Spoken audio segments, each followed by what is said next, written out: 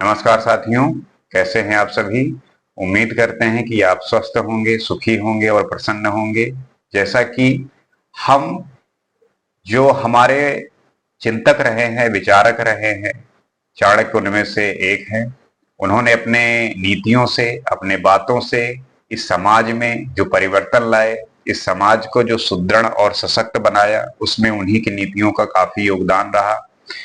और उन्हीं के विचारों को अगर हम अपने जीवन में आज भी धारण करें तो हमारा जीवन भी परिवर्तित हो सकता है और हम जो है अपनी अवस्था को, अपनी स्थिति को बदल सकते हैं।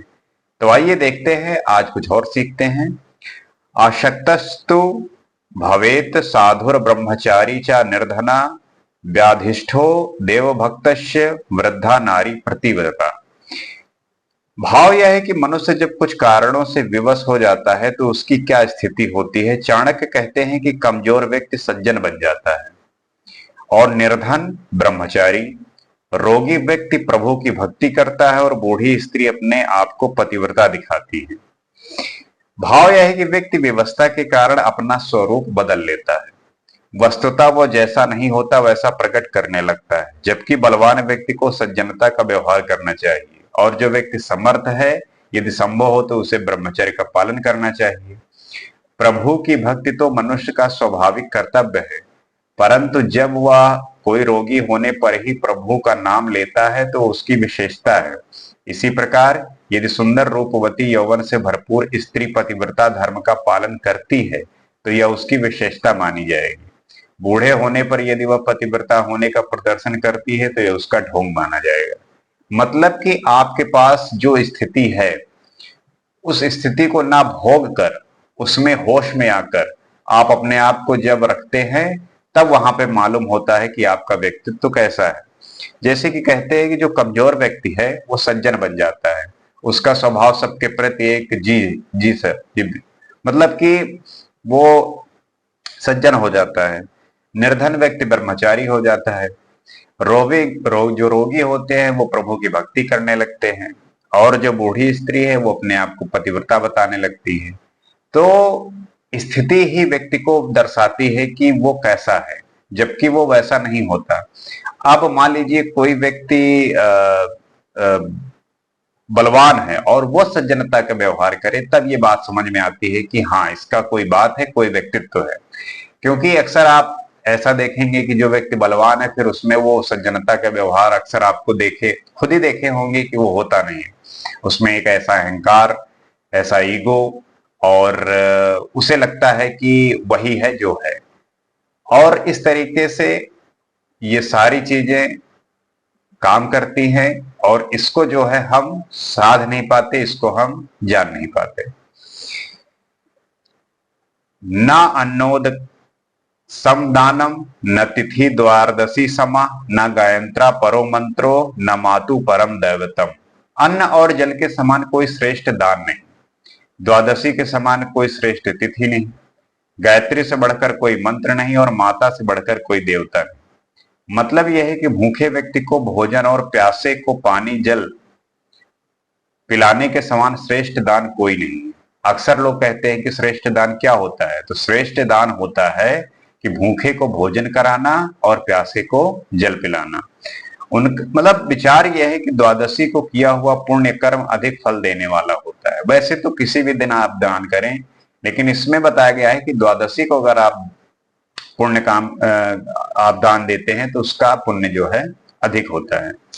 गायत्री को सर्वश्रेष्ठ मंत्र माना गया है। गायत्री को सिद्ध कर लेने पे व्यक्ति के सभी मनोरथ पूर्ण हो जाते हैं। उसमें ऐसी बातें हैं कि अगर आप उसको समझ गए, जान गए, सिद्ध कर लिए तो आपकी जो मन है उस पर एक कंट्रोल आएगा, उस पर एक नियंत्रण आएगा, तो आपकी सिद्धियां पूरी होने लगेंगी। इसी प्रकार सबसे बढ़कर माता सम्मान के पात्र है, उसका स्थान देवताओं से भी ऊंचा है क्योंकि वो मनुष्य को जन्म देने वाली है। तो हमेशा जो है वुमेन को, हमेशा जो है स्त्री को सम्मान की नजर से, माता की नजर से और आदर से उसको सम्मानित करना चाहिए, क्योंकि वही है जो इस सृष्टि को चलाने में मदद करती है, वो जन्म देती है।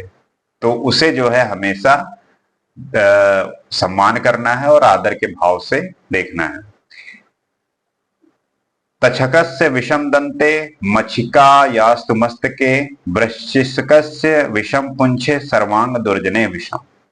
सांप का विष उसके दांत में होता है, मक्खी का विष उसके सिर में रहता है, बिच्छू का विष उसके पूंछ में होता है, अर्थात इन सभी विषैले प्राणियों के एक एक अंग में विष होता है, लेकिन दुर्जन मनुष्य के सभी अंग विष से भरे होते हैं।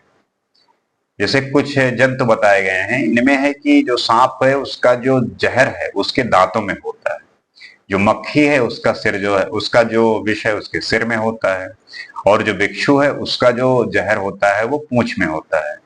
तो सभी विषैले जो प्राणी हैं उनमें एक एक अंग में जो है विष होता है, लेकिन जो दुर्जन व्यक्ति हैं, जो दुष्ट व्यक्ति हैं, उनका जो पूरा अंग है वो विष से भरा होता है।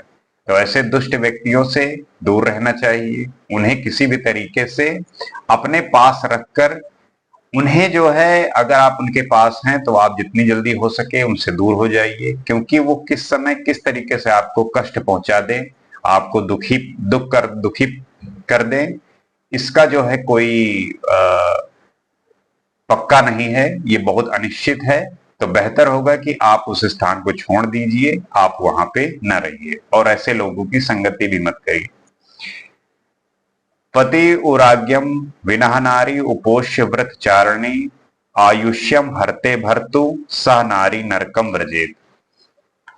पति की आज्ञा के बिना जो स्त्री उपवास रूपी व्रत करती है वो अपने पति को आयु को कम करने वाली होती है, वह स्त्री नरक में जाती है और उसे महान कष्ट भोगने पड़ते हैं।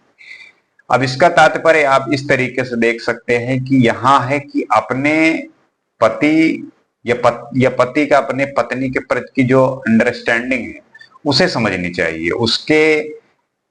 उसके बातों का, उनकी जो अपनी मतलब उनके बातों में एक सहमति होनी चाहिए। जब आप सहमति से चीजें करते हैं तो वो फलीभूत और अच्छी होती हैं। न दाने शुद्धते नारु न उपवास शतैरपि न तीर्थ सेवया तद्यत भर्तु पदोद कैर यथा। स्त्री अनेक प्रकार के दान करने से शुद्ध नहीं होती, अर्थात मोक्ष प्राप्त नहीं कर सकती। सैकड़ों उपवास करने से भी वो शुद्ध नहीं होती, अनेक तीर्थों की यात्रा करने के बाद भी वो शुद्ध नहीं होती। वो तो केवल पति चरणों की सेवा से ही शुद्ध होती है, अर्थात मोक्ष प्राप्त कर सकती है। स्पष्ट भाव ये है कि स्त्री का सबसे प्रथम कर्तव्य है अपने पति की सेवा। जो स्त्री अपने पति की सेवा न करती हो, अन्य धार्मिक कार्यों में अपना समय बिताने का प्रयत्न करती है, उसे कोई विशेष लाभ नहीं होता। उसका सर्वप्रथम कर्तव्य पति की सेवा करना है, उसी से उसे मोक्ष मिलता है। ऐसा मेरा मानना है कि ये जो विचार है ये उस समय की है कि जब स्त्री जो है वो सदैव अपने पति पे निर्भर रहती थी। जब वो छोटी होती है तो अपने पिता पे, जब वो उसका विवाह हो जाता है तब अपने पति पर, और जब वो बूढ़ी हो जाती है तब अपने बेटे पे। तो वो सदैव जो है डिपेंडेंट रहती थी। ये पहले की बात है जब स्त्रियों के लिए किसी तरीके का जॉब का, नौकरियों की ऐसी कोई व्यवस्था नहीं थी। तो उसका जो पति होता था वही उसका भगवान मान लीजिए, क्योंकि वही उसको पालेगा पोषेगा, क्योंकि वही सब कुछ उसके लिए होगा। तो सब कुछ छोड़कर उस स्त्री का फिर धर्म बन जाता था कि वो उसको खुश रखे, क्योंकि अगर वो दुखी हुआ तो उस स्त्री का कहीं पे भी किसी तरीके से वास नहीं है उसका। और पहले जो है ऐसी कोई राइट्स नहीं थी, ऐसे कोई कानून नहीं थे कि उसको जो है हक मिल सके, किसी भी तरीके का प्रावधान हो, कानून हो, नियम हो, तो उसके लिए नरक हो जाता था। तो उस तरीके से ये कहा गया है कि उस समय पे स्त्रियों का उनके पति के प्रति जो भाव है वो भगवान के प्रति होना चाहिए, उनको वैसा पूजना चाहिए, क्योंकि वो खुश रहेंगे तभी वो आपके साथ अच्छा बर्ताव करेंगे। लेकिन आज के समय में ये बातें चेंज हो गई हैं। अब वो अपने तरीके से रह सकती हैं, कमा सकती हैं, और उन्हें इस तरीके से भगवान बनाने की जरूरत नहीं है, क्योंकि वो अपने अब इच्छा के, अपने मन के मालिक हैं। वो अपने तरीके से डिसीजन ले सकती हैं, कैसे किसके साथ व्यवहार रखना है, किसके साथ कैसे रहना है, वो उनकी अपना इच्छा है, अपना मन है। और इसमें किसी को भी हस्तक्षेप करने की जरूरत भी नहीं होनी चाहिए, क्योंकि सबकी अपनी एक पर्सनल और इंडिविजुअल लाइफ है।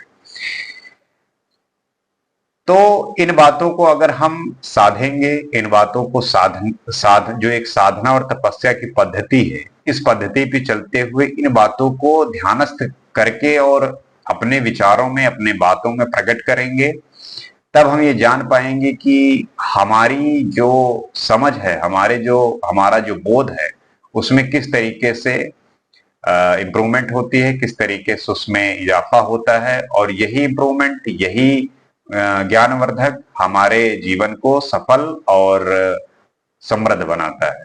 तो उम्मीद करते हैं कि बात समझे होंगे, और इसी तरीके से नए एपिसोड में कुछ हम और बात करेंगे। आज के लिए इतना ही। नमस्कार।